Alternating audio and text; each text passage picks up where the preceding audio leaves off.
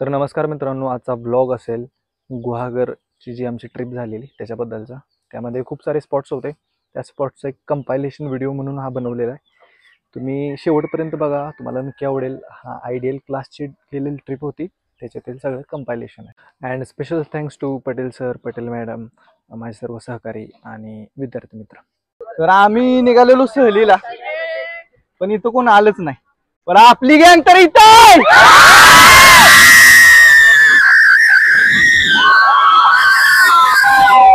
अरे एलविश भाई के आगे कोई बोल सकता है क्या? नमस्कार दोस्तों।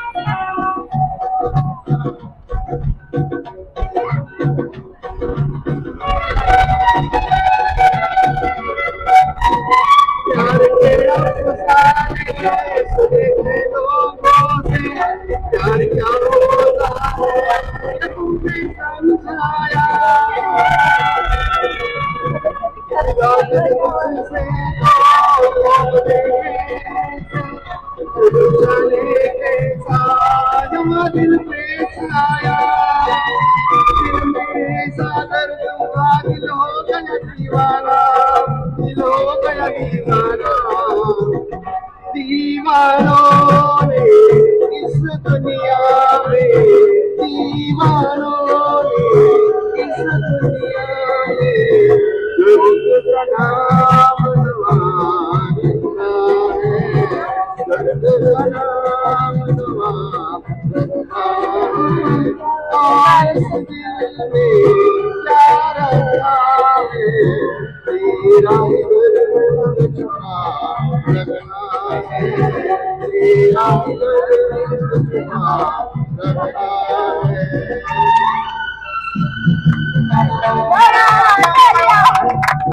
अजून आहे अजून संपवायला लागू नका.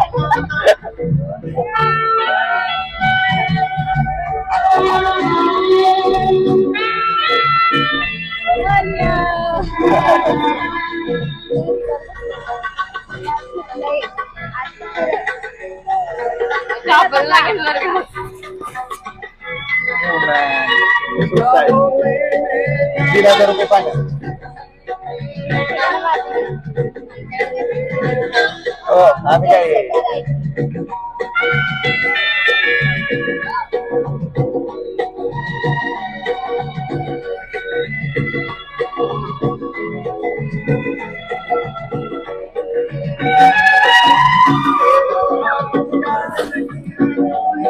सरांसाठी हात वरती.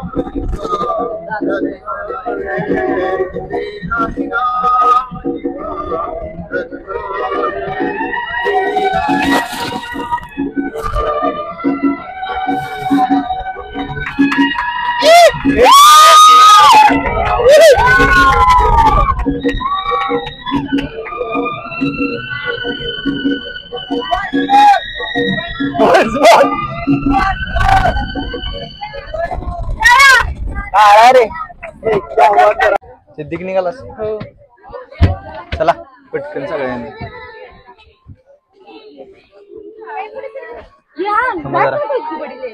हे चला मागचं सगळे पटकन चला. तर कुठं निघालाय तुम्ही? जेवायला बरोबर. अरे आपण सगळे कुठं निघालो सांगा जरा.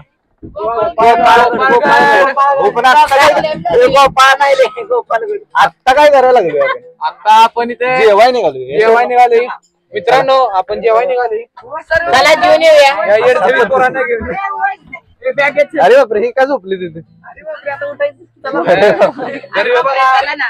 काम करायला लागला येऊन हाताची. हे गाण्यात फील आहे बरं का. मॅडम चला की. जमलाय तुम्ही? जमलाय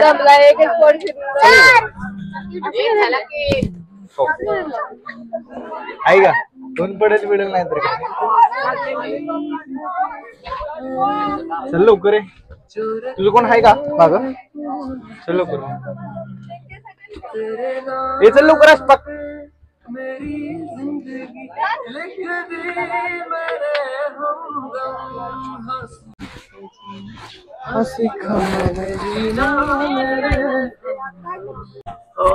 तुझे व्ह्यूज काय आहेत? कसा वाटला तुला प्रवास? बाकी म्हणजे मस्त होता. ओके. मध्ये महिमत होते म्हणून झोपलं. वाकला बिकलास का नाही? नाही नाही कसलं नाही फिरत आपण. ओबेसिटी आला त्याला जरा खूप जास्त त्रास झाला. बाकी ऑल टुगेदर तुला प्रवास आवडला? तुझं की तुला चालतं. Okay next. आता आपण कुठे निघालो? आता मॅडम कुठे सांगा जरा. तर ते आपले ड्रायव्हर आहेत. इकडे ड्रायव्हर आहेत आपले.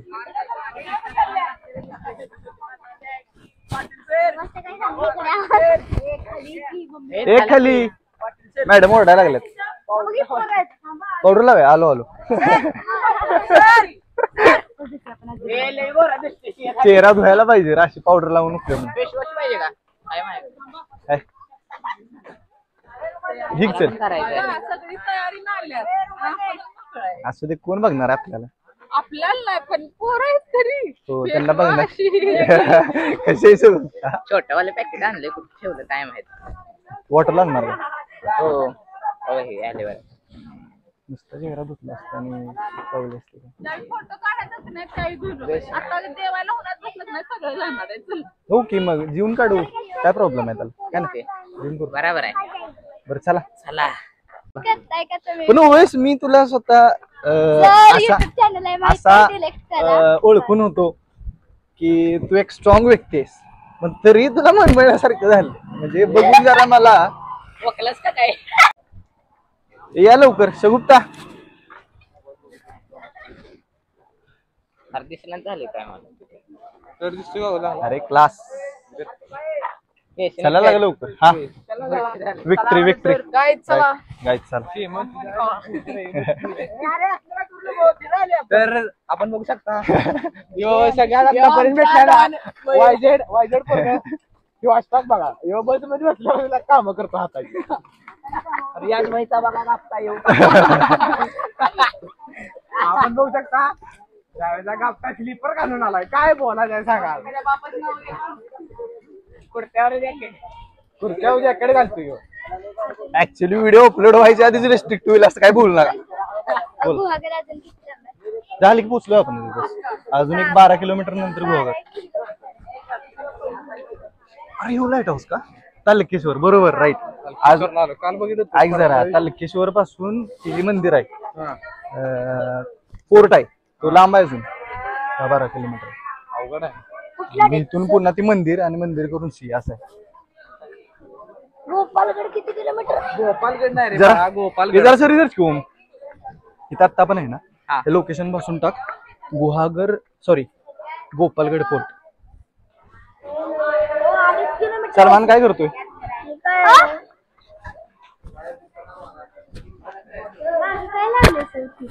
2.5 किलोमीटर गोपालगड. बघ तालकेश्वर पॉइंट लाईट हाऊस असतात आणि तो माईक आहे आवाज येत नाही म्हणजे आपला फोन असतो ना त्याचा ऑलरेडी माईक येतो म्हणजे आवाज येतो ह्याचा येत नाही म्हणून.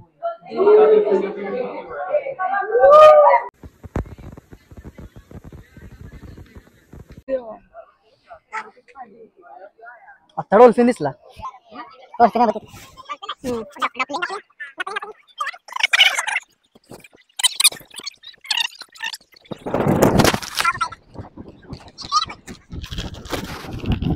सर कुठे नेणार आहे ते आपल्याला.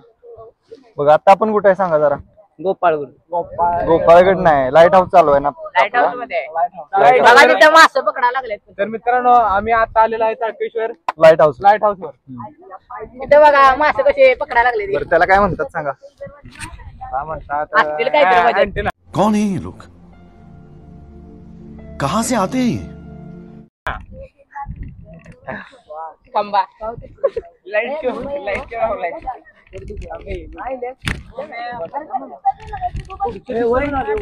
पतंग उडवायचं असलं तर इतिहास वारा कसला आहे.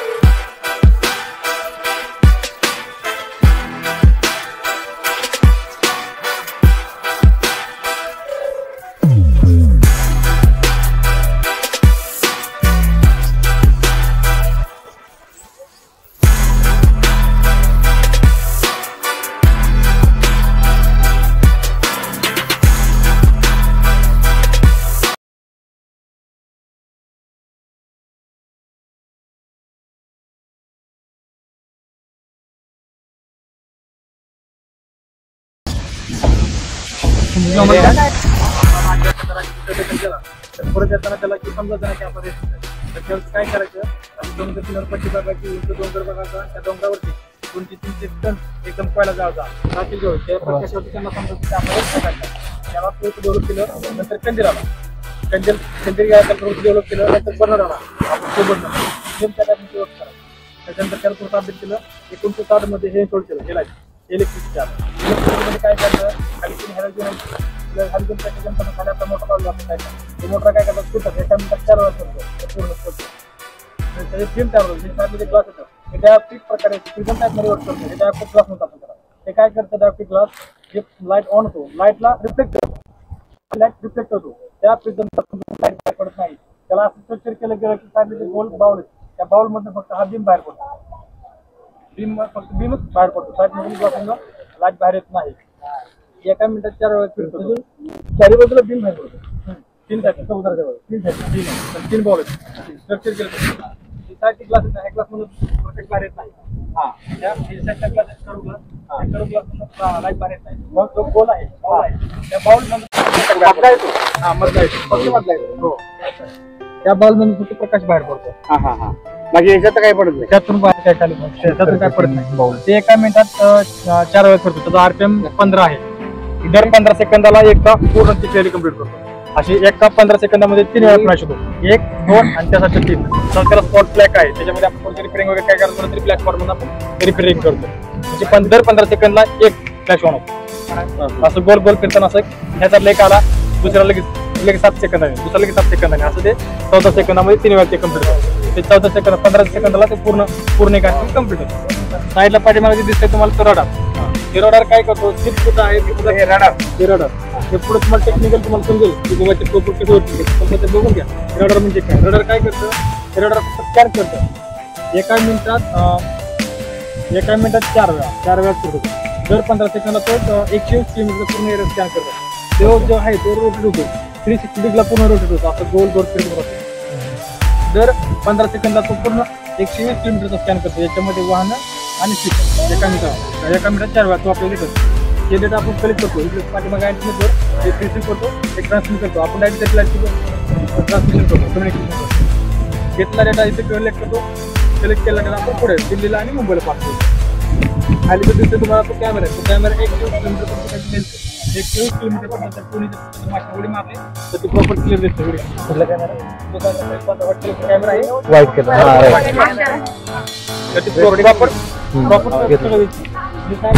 जे आहे हे लाईटनिंगसाठी आहे ज्यावेळेस आपल्याकडे पाऊस पडतो पाऊस पडल्यानंतर कधी कधी विजा पण पडते ते जास्त ऑब्झर्व करतं हे जे रडार आहे ना विजाला जास्त ऑब्झर्व करतं थोडं लाईटनिंग पडेल ना तर आपल्या इथे प्रॉपर बंद करून घ्यावं आमच्याकडून चुकून राहिलं ते चालू 28 तारखेला त्यानं ब्लास्ट झाला तसं ते बंद आहे त्यामुळे तो फिरत नाही आता ते असं गोल फिरतो ते हलके तो 12 फूट येतो तो असं गोल फिरत असतो अच्छा साईडला तुम्हाला ते दिसतंय विंडो टेम्परेचर फ्लोरच्या खाली एक आहे स्टीलचं तो टेम्परेचर सेन्सर आणि त्या खालच्या साईडला काय आहे की तुमची डायरेक्शन वाऱ्याची डायरेक्शन कुठली आहे तो दाखवतो साईडला आहे सेन्सर त्या साईडला हलत नाही आता काय हे आता सध्या बंद आहे बाकी सगळं टेम्परेचर सेन्सर वर चालू आहे फक्त ह्या लाईट केबलमुळे तो बंद आहे तो पण लवकर चालू आहे माझं त्याचा इम्पॅक्ट काय होत नाही बंद असल्यामुळे नाही तर आपलं हे सेंट्रल गव्हर्नमेंट महाराष्ट्र स्टेटचं महाराष्ट्र पण आहे पण सेंट्रल गव्हर्नमेंट आहे सेंट्रल गव्हर्नमेंट महाराष्ट्र स्टेटचं चालू आहे आतमध्ये गेला तर 20 किलोमीटर तरी सेंट्रल गव्हर्नमेंटचं नेव्हीचं चालू आहे हेच समुद्रामध्ये 20 किलोमीटर अच्छा इथून 20 किलोमीटर त्यामुळे त्याच काय दावा थोडंफार आपण करू पण सेफ्टी पर्पज 2 लेअर जर एखाद्याला यायचं म्हणलं तर त्याला 2 लेअर कम्प्लीट करायचे कुठल्या पहिल्या जो इंडियन नेव्हीतून आत आला का सेंट्रल गव्हर्नमेंटचं लाईट हाऊस त्याला आपण हे म्हणतो ह्या 2 फेज मधून त्याला सपोर्ट करून पुढे आला होता दोन्ही ठिकाणी डेटा त्यांचा कॅच होतो ज्या दोन्ही ठिकाणचा डेटा कॅच होत नाही बरोबर अॅक्युरेटली त्यावेळेस आपण त्यावरती कारवाई करतो बाकी कोणाला काय डाऊट जहाज येणार कुठून येतात आता जहाज येणारे आपल्या देशातले पण असतात कधी कधी ट्रान्सपोर्ट होतं की कर्नाटक महाराष्ट्र गुजरात नाही पण इथं कुठं हे पण पोर्ट कुठे दिसत नाही हा पुढे कुठे हा तिकडे आहे मोठा जहाज दिसतोय का होय काय त्याच्यामध्ये तुम्हाला जो पाठीमागे दिसतोय तो इंटरलॉक करतो आपला लाईट समुद्राच्या पाण्यापासून लाईट तयार करायची सध्या ते बंद आहे ते पाणी फिल्टर करून त्याला लाईट मध्ये कन्वर्ट करायचं ते तिथं आहे आणि दुसरं LNG म्हणून आहे गॅसच आहे आपलं ते इथे आहे ते LNGचा गॅस वगैरे जे येतो किंवा कच्चा डिझेल वगैरे काय येतं ना ते इम्पोर्ट पोर्ट कशीच इथून बाकी जातो. ओके. बाकी कधी कधी बाहेरच्या दिशेला जहाज येतात, ते सगळं आपलं जहाज कुठून आले काय आले, खाली एक सेन्सर आहे त्यामध्ये सगळं दिसतं आपल्याला डिस्प्लेवर. बाकी हे त्याची सेन्सर आहेत. Yes, automatic identification system. जहाज असते ना, जहाजाला एक ट्रान्समीटर आहे असतो, असा सेन्सर असतो त्याला पण. ती जहाज एखादी जहाज लागत ना तर ते जहाजाची माहिती तो ट्रान्समिट करत असतो, हे त्याला रिसिव्ह करतात. तर मग सर, ते त्यामध्ये जहाज जवळ आले तुम्हाला कसं समजतं ते आवाज येतो काय? रडर बंद आहे ना पण आता? आता बंद आहे पण ते लाईव्ह असेल त्याचं ते चालू आहे. सेन्सर सेन्सर चालू आहे. हे जे हे सेन्सर चालतात माहिती कलेक्ट करतो. ते काय करतं, मॅप तो दाखवतो की जहाज आपण कुठल्या स्पॉटला आहे ते दाखवतो. असं गोल स्कॅन केलं का नाही आपण कधी बघतो का पुरी पिक्चर मध्ये ग्रीन कलर असतो बघा, असं गोल फिरतो बघा, राईट कम्प्लीट करतो 360 डिग्री फिरत असतं, सेम टाइप मध्ये ते आणि रेड स्पॉट त्यामध्ये फक्त ते इंडिकेट करतात की सिप या पॉइंटला आहे. जर आपला हा मॅप चालला त्या पॉइंटला दाखवणार एका पेजवर, हे ते दाखवतं. होय काय? आता हे कुठल्या कुठल्या पॉइंटला किती किती आता हे सिप आहे ना, त्यांचे ते अँटेना असतो, त्या अँटेना काय करतो त्यांची माहिती देत असतो की बाबा ह्याच्यामध्ये एवढे माणसं आहेत, आम्ही ती फिश बोटिंग करतोय, फिश मच्छीमारी करतोय, ते ट्रान्समिट करत असतं, हे त्याला रिसिव्ह करतात. आणि हा कलेक्ट केला जातं आपण मुंबईला आणि दिल्लीला पाठवतो. त्यांच्याकडे त्या शिप मध्ये कोणता भाग असतो की मग त्यांना तुम्ही इथे बोलेला आवाज जात होते? ते आपल्याकडे नाही, ते इंडियन नेव्ही करतो लाईट कम्युनिकेशन ना. आपल्याकडे मॅक आहे, मॅक थ्रू आपण करत नाही कारण आपल्याकडे काय आपण तेवढा म्हणजे आपल्याकडे तेवढा अवेलेबल नाही किंवा त्याने डिझेल मागितलं. कॅमेरा प्रूफ करत असेल ना की त्या शिप्स काय करतायत. हा, त्यामध्ये समजतं किंवा इंडियन नेव्ही वाले कोण पोचले त्यांच्यापाशी कोण नाही. जर एखाद्या हे करायचं म्हटलं आपण काय म्हणतो त्याला पकडायचं असेल ना तर त्या शिप जवळ कोण आहे कोण नाही हे कॅमेरा बघतो. राईट, आपण पण बघतो आणि इंडियन नेव्ही वाले पण बघतात. कधी काय असं माहितीये का, ह्या 2 लेअर आहेत, ह्याच्यामध्ये पण 20 किलोमीटर पर्यंत समुद्र किनारपट्टी आणि 20 किलोमीटर कोस्ट गार्ड आणि 20 किलोमीटर पासून 250 किलोमीटर नेव्ही, असे 2 लेअर. त्याच्यापाशी कोण पोहोचले कोण नाही तर त्यावरून मुंबईवाले पण बघतात आणि आपण पण बघू शकतो असं. किंवा कधी कधी काय होतं ना की फक्त नुसते नाव घेऊन येतात. नाव म्हणजे काय असं माहिती का, त्याच्यामध्ये काहीच नसतं की फक्त ते असं हे करतात नाव, ते पण कधी कधी बघावं लागतं. ओके. टेरिस्ट जो काय तो सगळी माहिती देऊन येत नाही, तो चुकूनच प्रवास करतो. त्याला बघण्यासाठी थोडक्यात हा कॅमेरा. कोणाला काय आणखी डाऊट? आता ह्या सगळ्या प्रणालीचं काम म्हणजे की कुणी अनोळखी सेफ्टी पर्पज. ज्यावेळेस 1926 हल्ला झाला, 26 हल्ला झाला त्याच्यामध्ये जे अतिरेकी आले ते पहिले त्यांना स्पॉट होता तो आपला रत्नागिरीचा ते पुढे सप्लाय झाले. होय काय? हा, रत्नागिरीला का झाले तर रत्नागिरी जिल्हा आणि रायगडचा निमा जिल्हा हा पूर्ण फॉरेस्ट डिपार्टमेंट आहे. त्याच्यामध्ये जास्त सिक्युरिटी नाही. सिक्युरिटी कुठं आहे तुम्हाला मुंबईला, पालघरला आणि गुजरात बाउंड्रीला, त्या साईडला जास्त सिक्युरिटी. इकडे खाली जास्त सिक्युरिटी नाही. त्यामुळं कधी स्मगलिंग झाली कुठलं काय झालं तरी शक्यतो जास्त रत्नागिरी जिल्ह्यामध्ये असं, कारण इकडे जास्त हे नाही, सेफ्टी पर्पज नाही. आता हे अशी किती 100 किलोमीटर 100 किलोमीटर आहे. आपल्या महाराष्ट्रामध्ये लाईट हाऊस 16 आहेत. समुद्र किनारी 200 किलोमीटर आहे. दापोलीच्या आणि लाईट हाऊस ते महाराष्ट्रामध्ये 16 आहेत किनारपट्टीला, फक्त किनारपट्टीला. मागच्या वेळी ते 26/11 रत्नागिरी मधून झालं बरोबर, त्यावेळी 120 किलोमीटरचं रेंज असणार आपली, त्यावेळी का नाही समजलं? आता त्यावेळेस कसं असतं माहितीये का, कोणी ड्युटी असतं, कोणी म्हणजे डेटा दाखवतं फक्त की सिप मध्ये आहे कोणी नाही कोणी. ते कसं झालं ते कसे आले ते त्यांनाच माहिती, पण आलते हे खरं की रत्नागिरी मधूनच.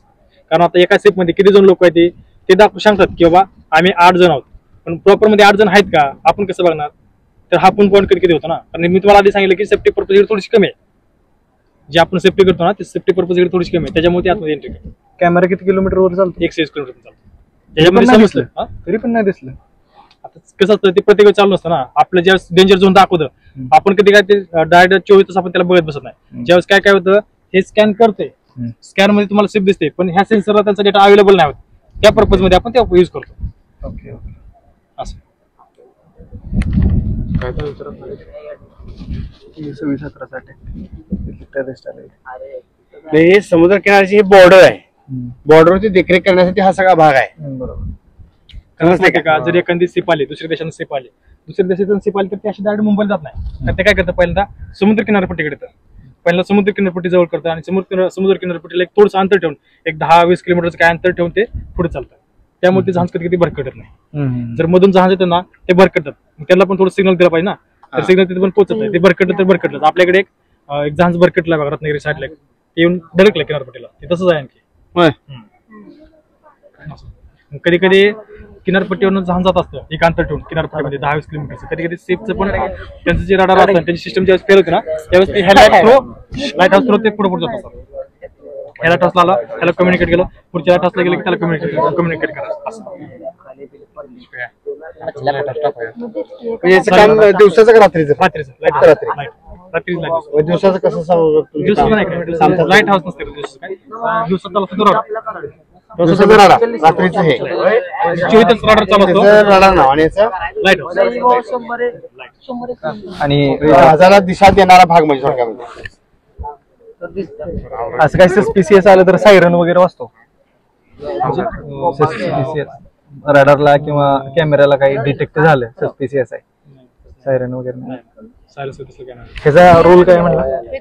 ऑटोमॅटिक आयडेंटिफिकेशन सिस्टम हे काय करतं, जे शिप मध्ये जो डेटा ट्रान्समिट करत असतो त्याच्यात एक अँटेना असतो, तो त्यांची माहिती ट्रान्समिट करत असतो आणि हे रिसिव्ह करत असतात.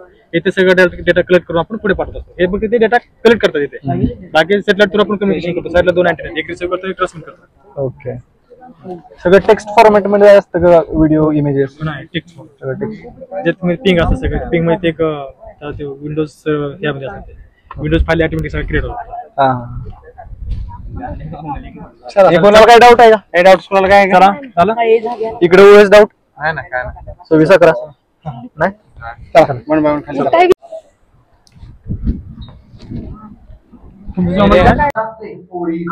नीट चला चला चला. बरं आता आपण काय बघितलं? आता आपण लाईट हाऊस बघितला हा, आणि त्याची सगळी माहिती इन्फॉर्मेशन घेतली. बरं आवडला का लाईट हाऊस सगळा आवडलं की. साखराचा कसा म्हणजे सिक्युरिटी पर्पजेस 20 किलोमीटर सगळं खूप छान. तुम्ही पण एखादी भेट द्या मित्रांनो. नक्की नक्की असं वर्क करत असते. चला हो चला सर.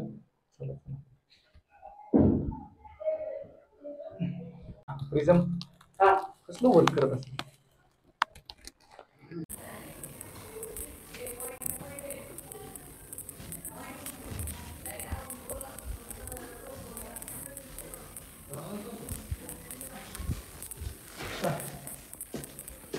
चला लेट्स गो.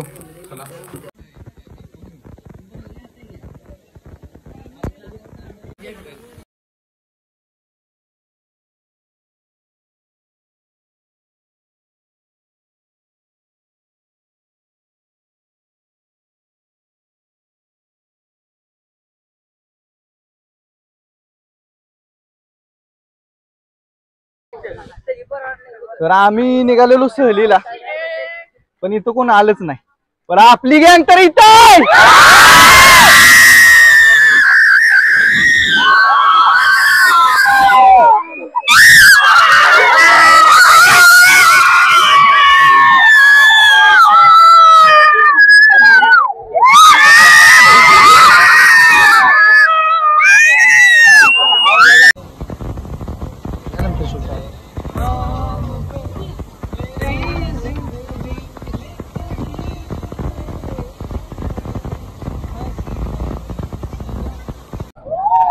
तर मग मला सांगत आपण कुठे गेलो? अरे मंदिर नाही बघितलं आपण. कशाचं मंदिर होतं ते? आत नाही गेला तू? महादेवाचं मंदिर होतं. आणि आता आपण काय बघितलं वर जाऊन?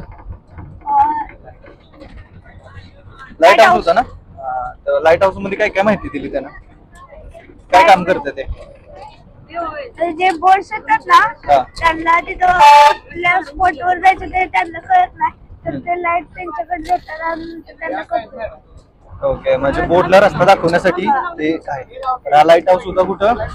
तर मंदिराच्या पुढे. मंदिराच्या पुढच्या साईडला. तर आता आपण कुठे निघालोय? आता आपण निघालोय बीच गुहागर बीच वरती. आणि आपण खेळणार कुठे आहे? बीचवर. गुहागर बीच वर नाही खेळणार आपण, तिथं आपण फक्त बघणार आहे. थोडं आपण वेलनेस वर बीच. कुठं? प्रवास कसा वाटतो? आता आपण जस्ट गेलो होतो गोपाळगड किल्ल्याच्या जवळपास तिथे गेलो होतो. तिथं महादेवाचं मंदिर आहे.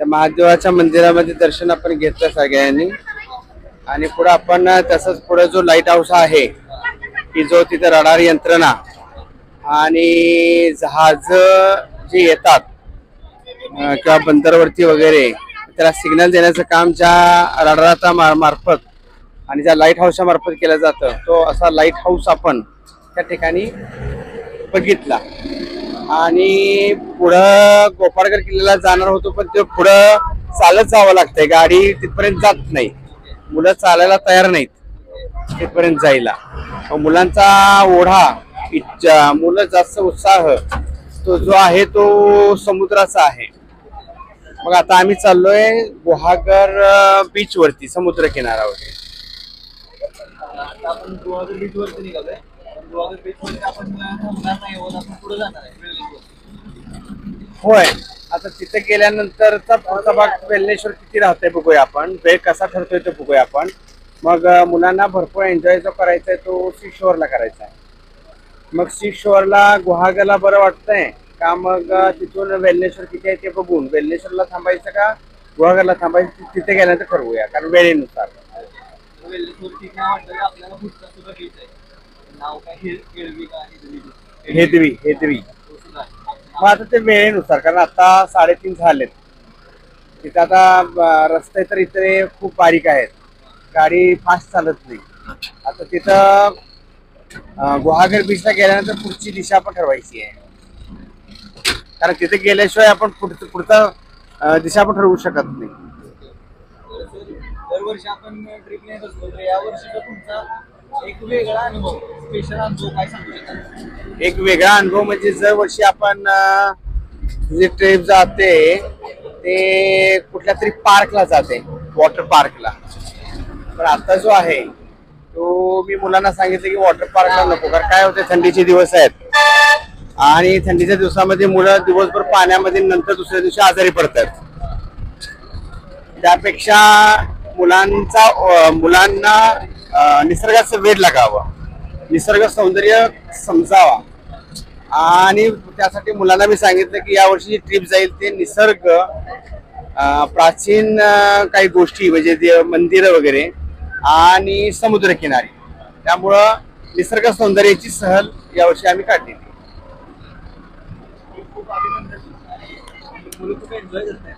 खूप एन्जॉय करतात मुलांचा एन्जॉय तसा वाढलेला आहे कारण बऱ्याच वेळेला मुलं पार्कमध्ये जाऊन पार्कमध्ये जाऊन मुलं कंटाळलेली आहेत आणि मुलांना जरा असा हा वेगळा अनुभव आता अनुभवायला मिळतोय कारण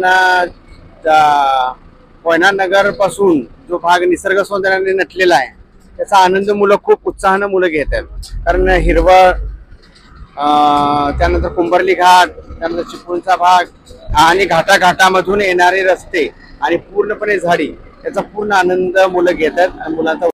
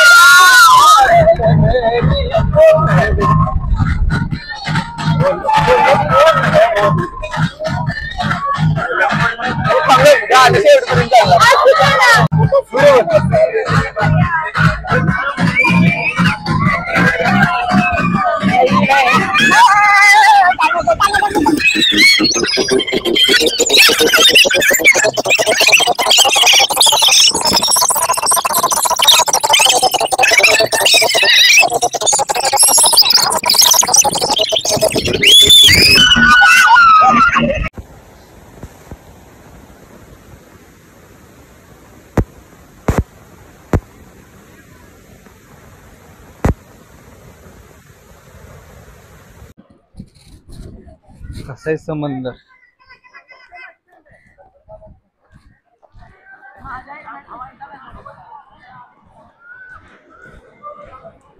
मॅडम चप्पल काढले तिकडं. कुठं? बस मध्ये.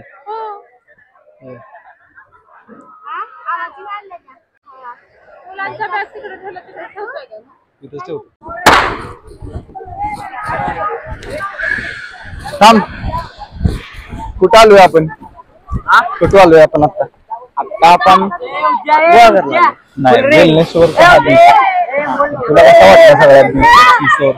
चांगला वाटतं. स्वच्छ आहे का स्वच्छ आहे? माणसं आहेत, गर्दी आहे? स्वच्छ आहे लय गर्दी नाही बरे.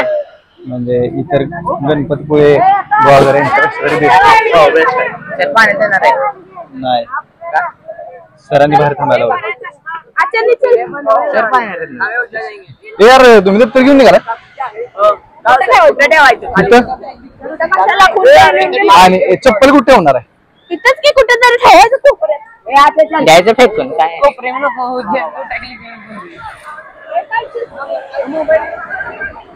त्यांच्यापाशी चप्पल.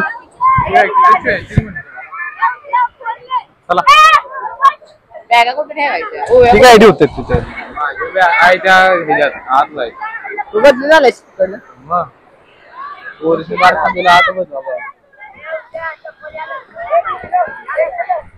वॉशरूम जायचं रे.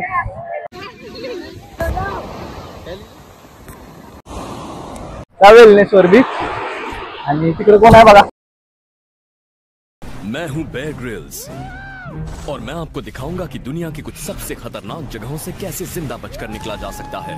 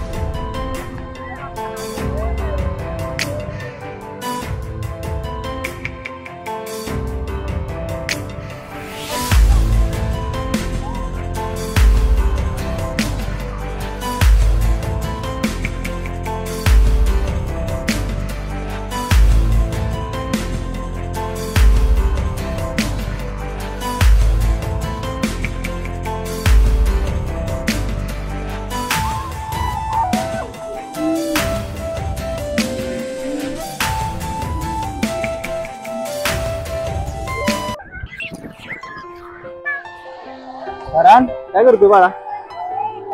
घर बनवतोय? घर बनवतोय?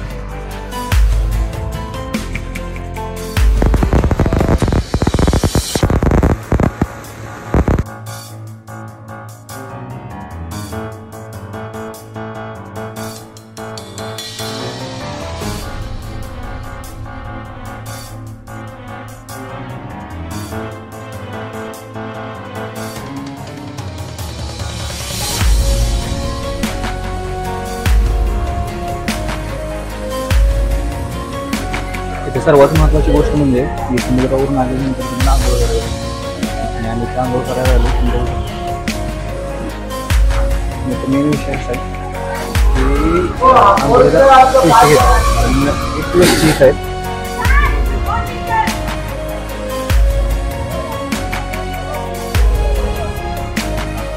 मेन विषय असा की तो जो माणूस आहे त्या माणसानं आपल्याला म्हटलं की फ्री ऑफ कॉस्ट जरी घेतली चालेल म्हणला की नाही सांगा मोठ्या माणूस आहे. आता पवार सारखा माणूस बोलला असता का फुकट घ्या म्हणून तर पाणी मिळेल का?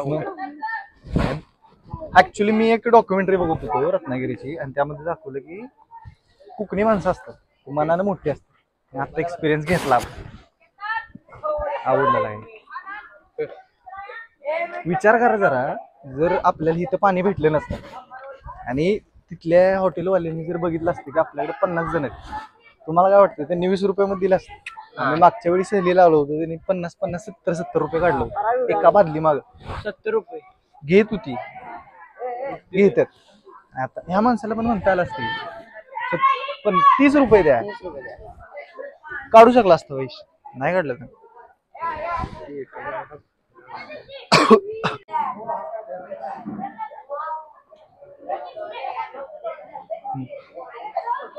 पटकन लाव पोर राहिलेत करायचे. हा लाव चल चालू कर समजा बंद कर. ए आयान आयान तू तिथे थांब रे.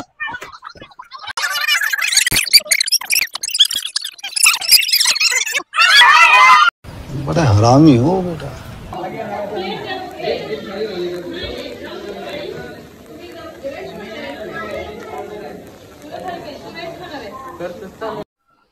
And this is how we reached home. कोणी 2:30 वाजता, कोणी 2:45, कोणी 3ला, कोणी 3:30, कोणी 4 वाजता सुद्धा घरी पोहोचलं असेल. But overall this day was gorgeous. Thanks to Patel sir, Patel madam आणि माझे सर्व सहकारी आणि विद्यार्थी मित्र.